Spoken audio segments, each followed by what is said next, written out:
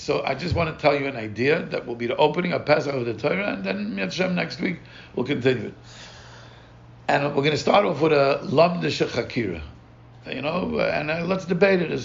If I have a question and you have an answer to my question, what happened to my question? We have 1 second. We have two tzdadim that either that means once I have the answer, there was no kasha b'chal, or it's a kasha and I have a teretz.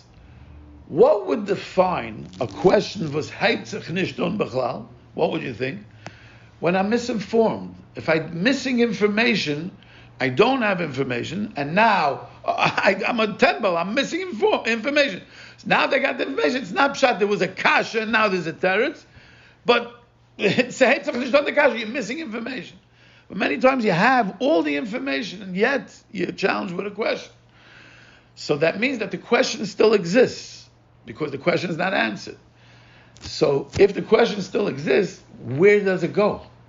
If I have a question and I have an answer and the question still exists, but I have the answer to the question, what happened to the question? First, let me tell you what I think, and then let's debate it, okay? Yeah. I'm saying an opinion. I'm saying what I think. Let's get one thing straight. One thing straight. That in this world, in the world that we live in whatever it is, this world that you call, there is nobody that has Yediyas Hashem, Yediyah Brura. He sees Hashem like like it says in the Gemara, that Rasa Shivcha Layom Asher Lo Rasa Yecheskel Ben Buzi. And by Mount Torah they saw Hashem as a Zoken, and by Kriyas Yamsuf they saw him as a soldier. Yediyas Hashem mamish, even when you see that it's Hashgachas Hashem, but it's always Ki'ilu Roya Be'enov, as if he sees it. Why? Because we are in the world where you don't see Hashem. Hashem didn't reveal himself. He's hidden no matter how much. So the question that we go through from the minute we're born until the second we die, whether we're up, awake, alert, or sleeping, the question is always, where is Hashem? Are you here? Are you really here? Yeah, I believe you're here. Hashem is here. Hashem is there. Hashem is truly everywhere.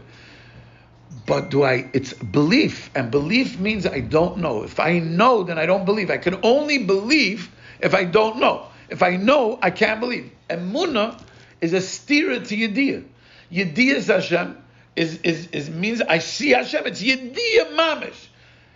So one thing we need to establish, that there's nobody except for Moshe Rabbeinu that saw the Achayre of the Eibishter. Other than Moshe Rabbeinu, there's no one that saw Hashem be Yediyah mamish in this world. But we have the ability to elevate our belief to Yediyah, because we believe so strong that and how many times, let me ask you a question, everybody. How many times did you encounter mamish, you saw Hashem? Yad Hashem. Yeah. See it all the time. All the time. So the kid that sings Hashem is here, Hashem is there, Hashem is truly everywhere, that kid, he was taught that Hashem is here, Hashem is there, Hashem is truly everywhere, and he's singing it from the most purest, simplest way in the world, but there's no Yediyah. There's pure emunah pshuta, tmim is the emunah. But an adult who went through life and was challenged and saw mamish crazy Yad Hashem time and time again, when he's saying Hashem is here and Hashem is there, it's already with a Yediyah. There is a Yediyah to it. It's not like the kid that's in. Why? Because he developed his emunah into Yediyah.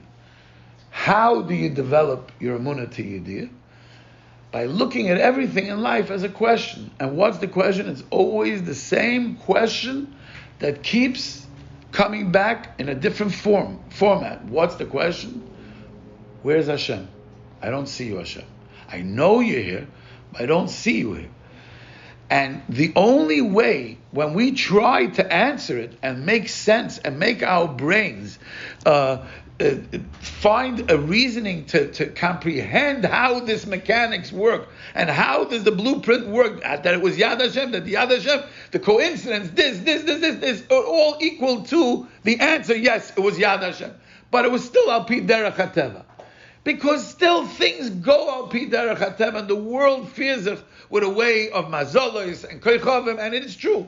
It is true that that's how Hashem, He implemented a system, but He doesn't just implement the system, He micromanages the system, and He's waiting for us for one thing, to accept the question. Accepting the question that we don't see you.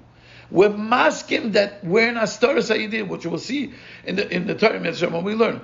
We are having a question, and what we tend to do right away when we have a question is solve it. There's a problem, solve the problem. I heard this from Gedalia Fenster, that the solution to the problem is accepting the problem. You heard it? I heard Gedalia Fenster saying this, that the solution to the problem is accepting the problem. We're always looking, how do I solve this? As soon as there's an issue, a thing, how do we solve it? Rabbi Nachman is telling us footsteps in the sand. Footsteps in the sand is what do you mean? That it stays an imprint? What are you saying? You know the story. Mm-mm. Guys complaining, Hashem, where were you the whole time? Everywhere I went, you were walking with me, also the troubles. You're not here. There's one footstep. Yeah, I heard. He was carrying you the whole time. Yeah. So that's it. So the point is that the question is the same question that keeps revolving itself. And the only way to get and the answer to the question is, I believe. And when you believe, all of a sudden you start seeing. You start coming to a new idea. And even though on Sunday you had a question and all of a sudden you saw the answer, on Monday you could be challenged with the exact same question in a different format. And this time you didn't get the answer. Why? Because you didn't accept the question. Life throws challenges at us. All the time. Kids, family, parnasa, refuah, all the different things that we challenge with in life are all questions. Why? Where are you, Hashem? Why me? Why this? Why? I don't understand. When it's going good, we're all saying, yeah, great job, Hashem. But when it's going bad, all of a sudden, where are you? And then either we deny Him and we say, yeah, you know what? He's not here, and I got to take control of the situation. Perhaps. And then we're going to see this, and I don't want to say this is my interpretation. That's why I want you to hear of Nachman's words. But perhaps accepting the question is the solution, and that's the place of belief and amunah and surrendering and saying, "I did what I can. I did what I'm supposed to. Not because of what I did. That's going to be the solution. But I did al pi derech hateva what I needed to do. But really, it's you." And I'm accepting you, and I'm accepting that I don't see you. And we'll continue. This is the beginning. The mamish. I'm telling you, it's gewaldig.